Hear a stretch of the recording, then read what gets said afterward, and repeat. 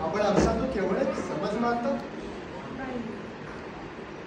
युवराजी तुम्ही घोर घरी जन्मला, माता पित्यांच्या मांडीवर लहानात वाढला, आबासाहेबांच्या लाडक्या सुनबाई म्हणून तुम्ही आजवर थाटामाटात रायगडावर वापरला. आमच्या पोरक्या जीवनाची दंतभरी कहाणी तुम्हाला नाही समजली.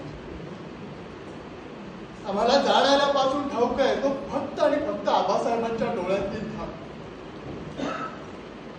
आमच्या मनावर कोरलीये त्यांच्या ओठांवरील सुन्न चरण. आमच्या पोटात कालवत आहे त्यांचं छत्र, त्यांचं सिंहासन आणि त्यांची राजमुद्रा. आग्र्याहून सुटकेच्या प्रसंगाची याद आली की रक्त असं जळू लागतं, मस्तक फिरू लागतं, पोटात आतडीत तटा तुटू लागतात. एक 8 वर्षाचं कोवळं पोर महाराजांच्या पाठोपाठ रानावनातून उन्हात तानातून दिवस रात्र फिरताना अजूनही आमच्या डोळ्यांसमोर स्पष्ट. अंगात ज्वार भरला, पायाला टंटरून फोड आली तरी मुठी चूक आहे. अपरात्री मथुरेला एका ब्राह्मणाच्या घरी मुक्काम पडला. मध्यरात्री खलबत सुरू झालं तितक्यात मिराजी पंत महाराजांना सल्ला द्यावा. आपल्याला जर सही समावेश शिकायचा असेल तर योगाच्या हेच माणूस होऊन आपण भाव घेऊया. आत माझ घरात ग्लानी येऊन तळमळत पडलेलं पोर ते शब्द ऐकतो आणि तसाच धडपड उठून महाराजांच्या पुढ्यात उभा राहतो.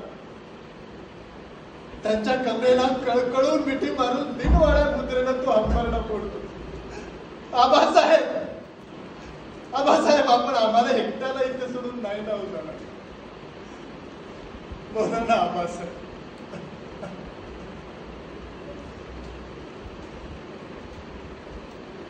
आबासाहेब एक शब्द बोलत.